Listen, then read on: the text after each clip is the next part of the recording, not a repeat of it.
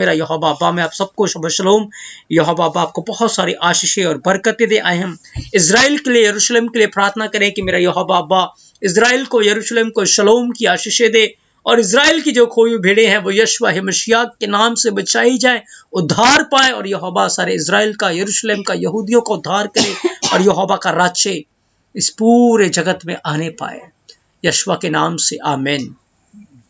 तो प्रिय अजीजों, आज का जो हमारा विषय है, जिसके विषय में आप जानते हैं कि गुप्त पाप और ठिठाई के पाप से आजादी, आज हम यहोवा एलोहिम के पवित्र वचन से आज इस विषय के ऊपर हम गौर करने जा रहे हैं कि आज हमारे जो गुप्त पाप हैं वो क्या है, हमारे जो ठिठाई के पाप हैं वो क्या है, क्योंकि हम बिल्कुल अंतिम पीरियड में आ चुके हैं, और इस पीरियड के बाद कभी भी हम इस दुनिया को छोड़ सकते हैं, कभी भी हम इस दुनिया को टाटा बाय बाय कर सकते हैं, क्योंकि यीशु मसीह बहुत शीघ्र आने वाले हैं।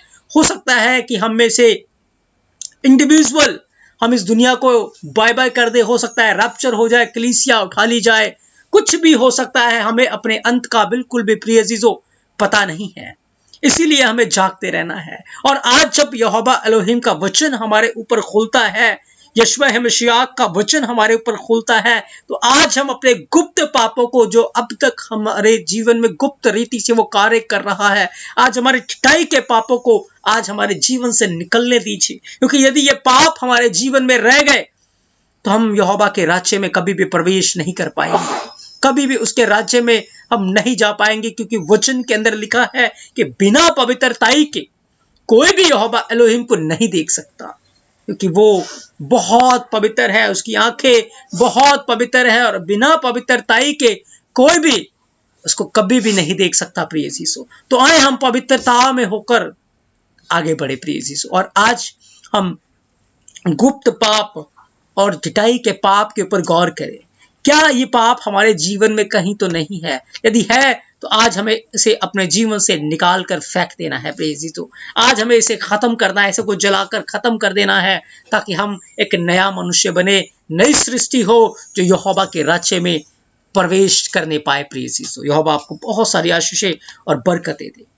अब अपने वचन की शुरुआत करते, जब आप भजन संहिता 19 अध्याय उसके 12 वचन को पढ़ते हैं, तो यहां पर इस प्रकार से लिखा है कि अपनी भूल चूक को कौन समझ सकता है, मेरे गुप्त पापों से मुझे पवित्र कर। दाऊद इस बात को भजन संहिता 19 अध्याय के अंदर लिखता है कि मेरे गुप्त पापों से मुझे पवित्र कर, और 13 वचन में वो लिखता है तो अपने दास को ढिठाई के पापों से भी बचाए रख। ये दो पाप आज इंसान के जीवन को खाते जा रही है, और गुप्त पाप कुछ भी हो सकता है प्रिय अजीजों।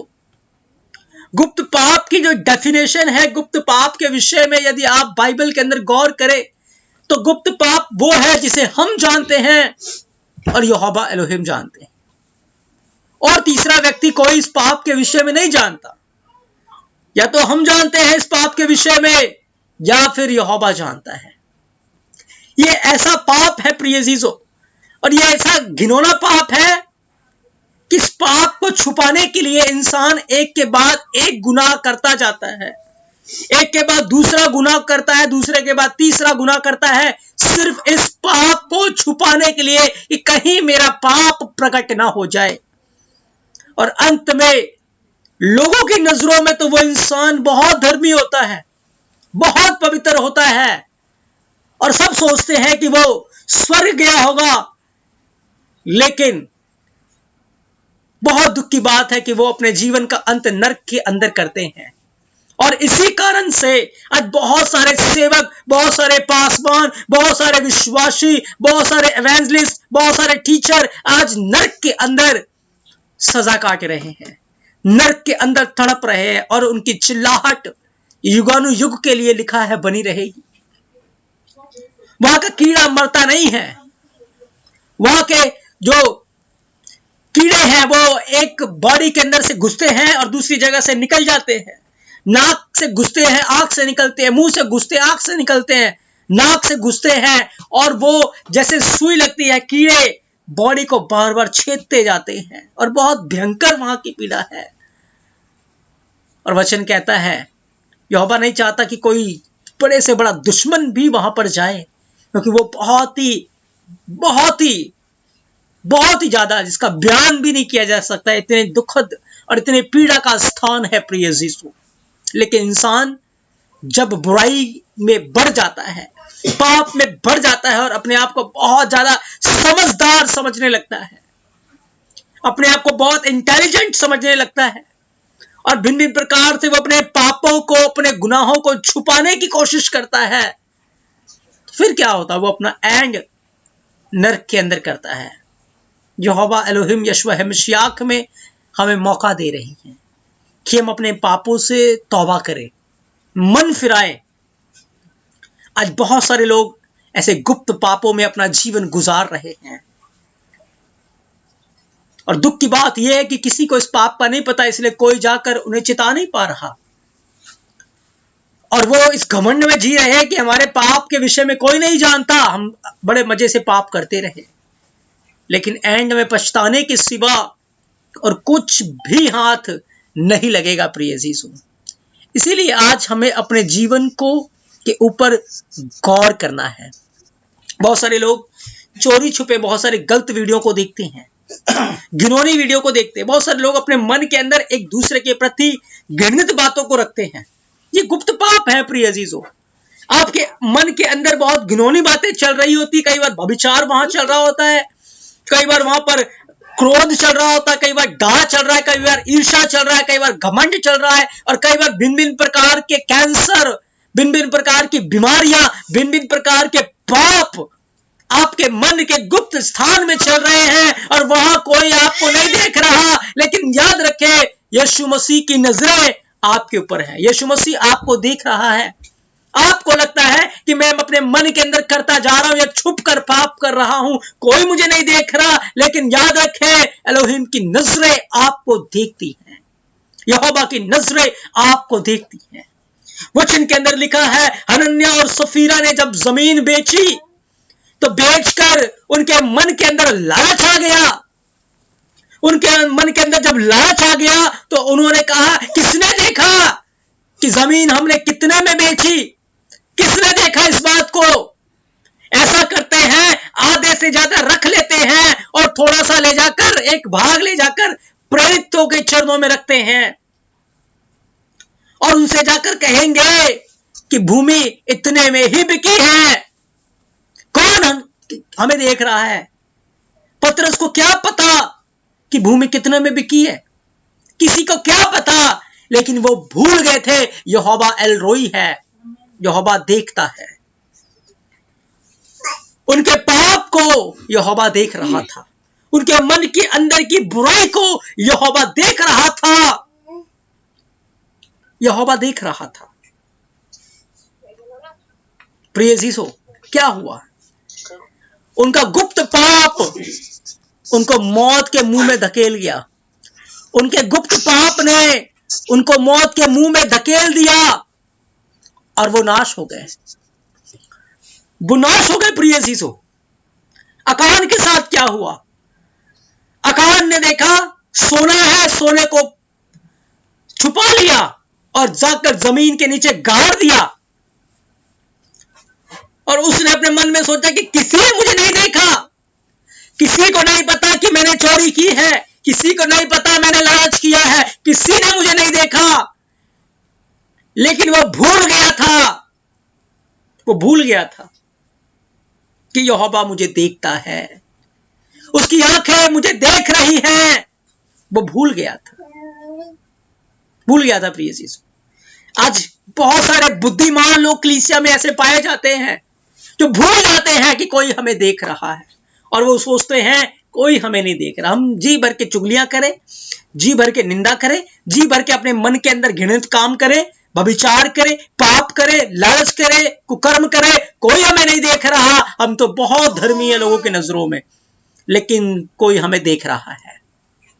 ये हमारे गुप्त पाप, और इनको छुपाने के लिए हम बहुत जल्दी बदल जाते हैं। हमने तो ऐसा नहीं कहा, हमने तो ऐसा नहीं किया। आपको विश्वास करना है तो करो, नहीं करना तो ना करो। बहुत जल्दी हम मुकर जाते हैं और फिर उसके बाद हम एक के बाद एक झूठ बोलते हैं, अपने आप को धर्मी साबित करने में लग जाते हैं, अपने आप को पवित्र साबित करने में लग जाते हैं। ये गुप्त पाप है प्रिय चीजों, और इन गुप्त पाप की सजा बहुत भयंकर है। कहीं हम भी इन गुप्त पापों में तो नहीं छुपे हुए, कहीं हम चोरी छुपे पाप तो नहीं कर रहे, कहीं हम चोरी छुपे अपने मन के अंदर कैंसर तो नहीं लेके आ रहे, क्योंकि लिखा है अनर्थ बातें। दाऊद कहता है यदि मेरे मन में अनर्थ की बातें होती तो फिर यहोवा मेरी प्रार्थना को नहीं सुनता। जब आप दाऊद के जीवन को देखेंगे, दाऊद ने क्या किया, उसके राज्य में युद्ध छिड़ा हुआ था और लड़ाई छिड़ी हुई थी। लड़ाई छिड़ने के बावजूद वो अपने घर में आराम से है, छत के ऊपर टहल रहा है। जब छत के ऊपर चल रहा है तो उसने एक औरत को नहाते हुए देखा और उसके साथ उसने मन के अंदर व्यभिचार किया, और इस बात को कोई नहीं जानता था, यहोवा जानता था। लेकिन दाऊद भूल गया था कि यहोवा मुझे देख रहा है। उसने क्या किया, उसने उस औरत को बुलाया और उसके साथ व्यभिचार किया, उसके साथ सोया, और वो औरत गर्भवती हो गई। और दाऊद को बिल्कुल टेंशन नहीं है, बिल्कुल चिंता नहीं है, क्योंकि उसको वो कह रहा है कि किसने मुझे देखा, कौन मुझे देख रहा, मेरा पाप तो गुप्त में है। और जब पता लगा कि वो गर्भवती है, अब उसका पाप उजागर हो जाएगा, पाप प्रकट हो जाएगा, तो पाप को छुपाने के लिए उसने योजना तैयार की। और क्या योजना तैयार की, उसने ओरिया को बुलाया, और ओरिया को जब उसने बुलाया तो ओरिया को कहा जा अपने घर जा, खा पी चैन कर। और उसने सोचा ऐसा करके मेरा पाप छुप जाएगा। लेकिन ओरिया अपने घर नहीं गया। दाऊद परेशान हो गया और दाऊद ने उसकी मौत की युक्ति निकाली। ओरिया करता है यहोवा मेरी ज्योति है, और उसने लेटर लिखा कि ओरिया को जहां घोर युद्ध हो रहा वहां छोड़ दो, वो मर जाएगा, और उसको उठाने के लिए मत जाओ, उसके पास मत जाओ। और ओरिया मर गया। दाऊद ने अपने व्यभिचार के पाप को छुपाने के लिए हत्या की प्रिय चीजों। लेकिन वो भूल गया था कि यहोवा उसको देख रहा है।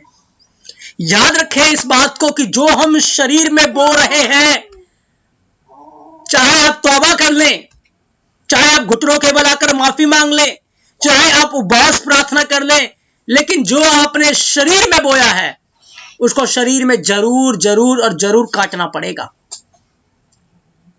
तौबा करने के बाद आत्मा में तो माफी मिल जाएगी, लेकिन शरीर में माफी नहीं मिलेगी। शरीर में आपको भुगतना ही पड़ेगा। आपने जो कुछ भी गलत बोया है वो आपको भुगतना पड़ेगा प्रिय चीजों। इसलिए सावधान, आप इन गुप्त पापों से बाहर निकले। याद रखें यहोवा की नजरें आपको देखती है, वो एल रोई है, वो देख रहा है। उसने अकान को देखा जब वो पाप कर रहा था, उसने हनन्याह और सफीरा को देखा जब वो गुनाह कर रहे थे। यहोवा ने दाऊद को देखा जब वो गुनाह कर रहा था। क्या हुआ, यहोवा ने नतान नबी को भेजा, और नतान नबी ने जाकर दाऊद के गुनाहों को प्रकट कर दिया। और दाऊद को जब ये बात पता चल रही, जब वो स्टोरी सुना रहा था, स्टोरी के रूप में सारी बातें दाऊद को बताई जा रही थी, तो दाऊद इतना भोला बन गया, इतना शरीफ बन गया कि उसने कहीं पाप किया ही नहीं है। उसने कहा स्टोरी के अंदर कि ऐसे व्यक्ति को तो प्राण दंड मिलना चाहिए जिसने ऐसी बुराई की है। और तब नतान ने बताया, देखो इंसान कैसे करता है, एक तो गुनाह करता है, मन के अंदर पाप भरा हुआ है, फिर भी अपने आप को ऐसा दिखाता है कि उसके जैसा कोई धर्मी है ही नहीं। वो सोचता है यहोवा ने मुझे नहीं देखा, उसने मुझे नहीं देखा, और वो अपने आप को कितना धर्मी बनाता है, जिसे दाऊद कर रहा। आज हम भी करते हैं। अगर ऐसे गुनाह हमने अपने मन के अंदर अपने जीवन में रखे, याद रखे हम स्वर्ग नहीं जा पाएंगे। आज हमें उन गुनाहों को छोड़ना पड़ेगा। याद रखें यदि आप गुनाह को नहीं छोड़ेंगे तो यीशु मसीह आपको छोड़ देगा। इसीलिए फैसला आज आपके हाथों में है। आप गुनाह को छोड़ना चाहते हैं या यीशु मसीह को छोड़ना चाहते हैं, फैसला आपको लेना है। किसके साथ आप चिपक के रहना चाहते हैं, पाप के साथ या यीशु मसीह के साथ? आप दोनों के साथ नहीं रह सकते, आप दोनों के साथ जीवन नहीं गुजार सकते प्रिय यीशु। तो ऐसे गुप्त गुनाह आज हमने जीवन के अंदर रखे हुए हैं। इन गुप्त गुनाहों से हमें छुटकारा चाहिए। इन गुप्त गुनाहों को आज हमें छोड़ने की जरूरत है। और जब दाऊद को पता लगा, तब दाऊद बहुत रोया, पछताया। अगर वो पहले पछता लेता, जब उसने फर्स्ट टाइम गुनाह किया था, देखकर पाप किया था, उसी समय तौबा करता, तो आज ये नौबत नहीं आती, इतनी बड़ी नौबत नहीं आती। लेकिन उसने अपने पाप को छुपाने के लिए एक के बाद एक पाप किया, और आज हम भी ऐसा करते हैं। सावधान, हमें मन फिराने की जरूरत है, हमें तौबा करने की जरूरत है। कोई हमें देख रहा है, स्वर्गदूतों की नजरें हम पर हैं। स्वर्ग के अंदर जो गवाहों का बड़ा बादल है, वो हमें देख रहा है। इब्रानिया का पुस्तक लिखने वाला 12 अध्याय में कहता है, गवाहों के बड़े बादल ने हमें घेरा हुआ, वो हमें देख रहे हैं कि हम क्या कर रहे हैं इस पृथ्वी के ऊपर। उनकी आंखें हमारे मनों को भी देखती हैं, यहोवा की आंखें हमारे मन में क्या चल रहा है उसको भी वो देखता है।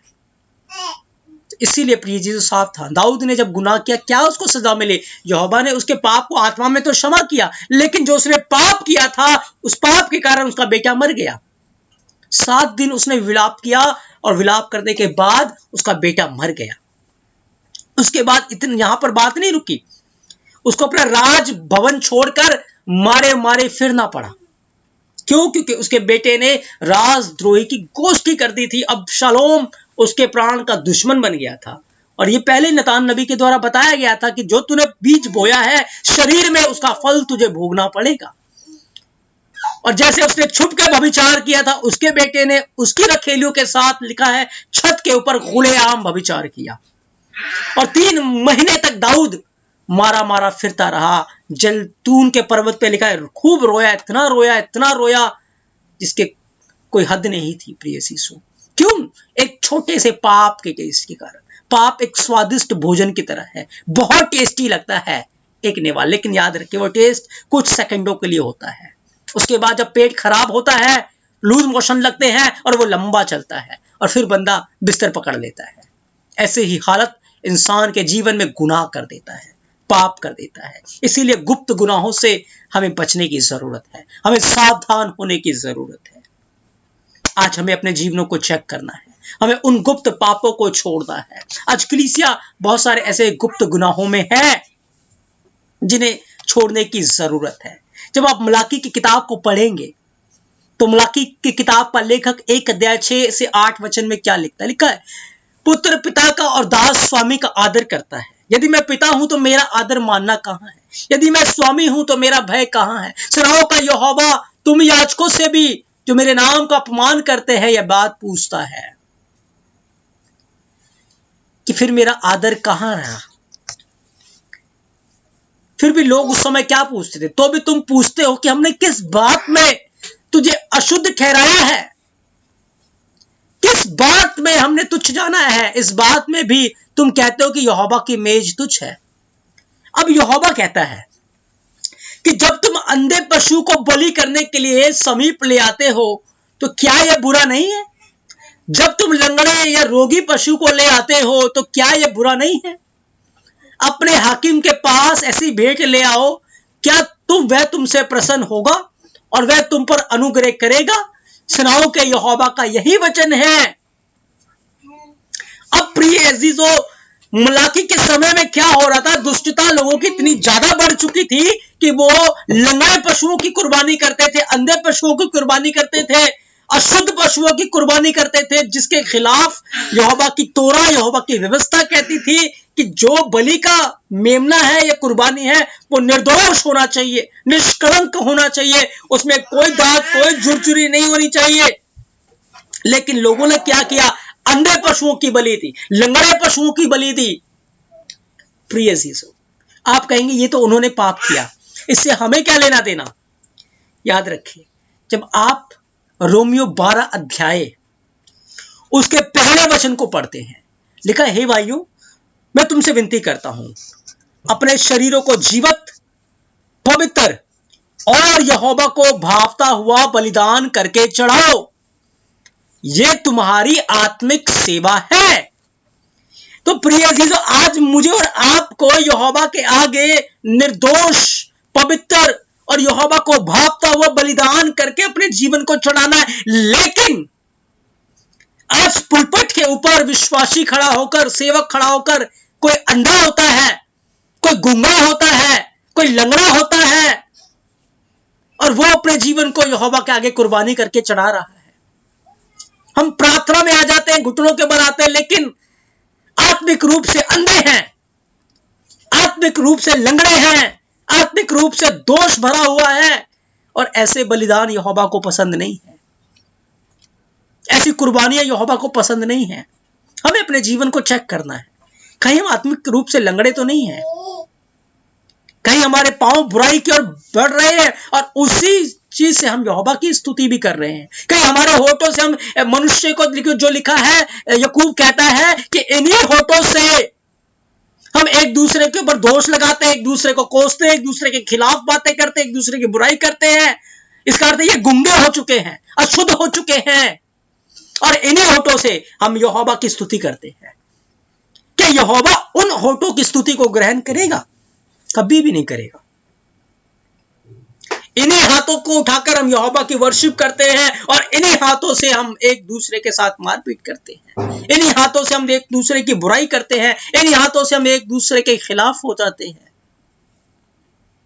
क्या ऐसे हाथों की कुर्बानियां यहोवा को पसंद है, यीशु मसीह को पसंद है? बिल्कुल भी नहीं है प्रिय यीशु, बिल्कुल भी नहीं है। तभी मलाकी 3:8 में लिखा है, क्या मनुष्य यहोवा को धोखा दे सकता है? देखो तुम मुझे धोखा देते हो, और तो भी पूछते हो हमने तुझे किस बात में धोखा दिया है। आज इंसान क्या कर रहा है? यहोवा को धोखा देने की कोशिश कर रहा है। कहीं हम भी धोखा तो नहीं दे रहे? याद रखें, यहोवा को कोई धोखा नहीं दे सकता, हम अपने आप को धोखा दे रहे हैं। हम अपने आप को धोखा दे रहे हैं। हमारे मन के अंदर क्या भरा हुआ है, हमारे जीवन में क्या भरा हुआ है? कि हम सच में आत्मिक रूप से आज अंधे, लंगड़े, काने, टुंडे तो नहीं है।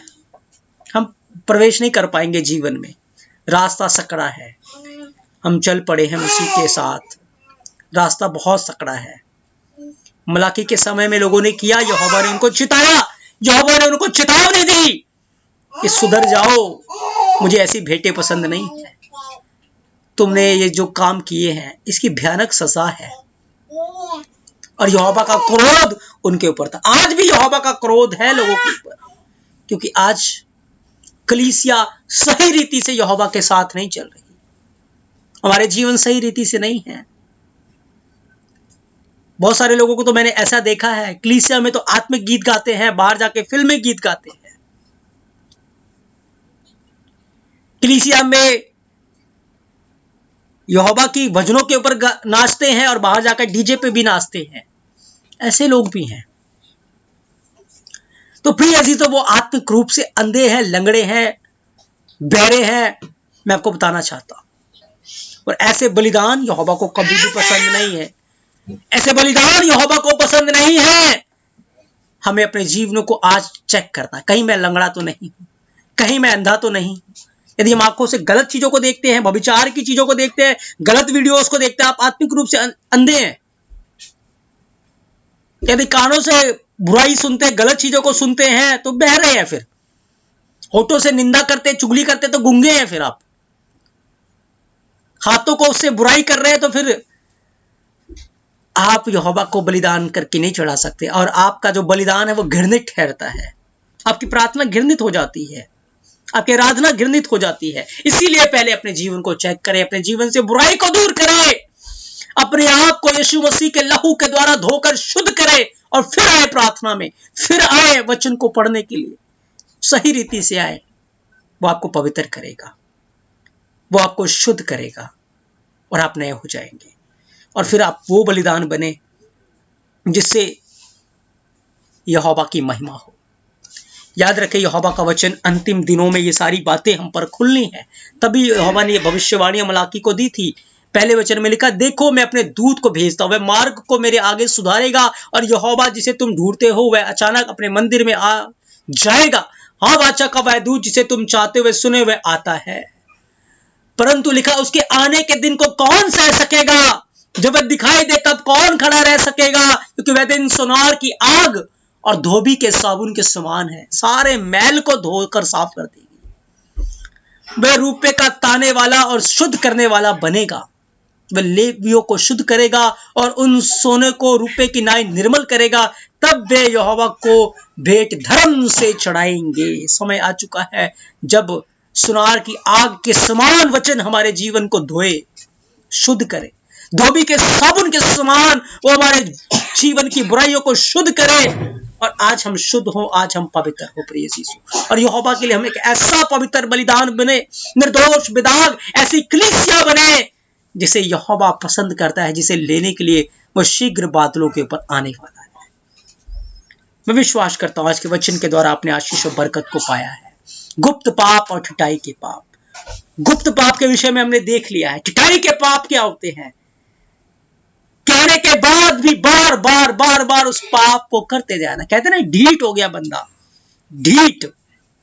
आज बहुत सारे ऐसे लोग जानबूझकर पाप करते रहते। उनको पता है शराब पीना पाप है, लेकिन रोज शराब पीते हैं। उनको पता है भविचार करना पाप है, लेकिन रोज भविचार करते हैं। ठिठाई के पाप है। ये पाप आज इंसान को नाश कर रहे हैं। आज हमें अपने जीवन को चेक करना है और ऐसे अपने भाई बहनों को भी देखना जो इस गुनाह में है, और उन्हें भी चिताना है, क्योंकि समय बहुत निकट आ चुका है प्रिय यीशु। यीशु मसीह का आना बहुत शीघ्र है और हमें तौबा करना है, हमें मन फिराना है, क्योंकि यहोवा का राज्य निकट है प्रिय यीशु। मेरा यहोवा बाबा अपने इस पवित्र वचन के द्वारा को बहुत सारी आशीषें और बरकतें दे। आज हमने गुप्त गुनाहों के विषय में देखा है, ठिठाई के पापों के विषय में देखा है। अगली बार हम नए विषय के साथ मिलेंगे। तब तक के लिए मेरा यहोवा बाप सबके साथ आपको बहुत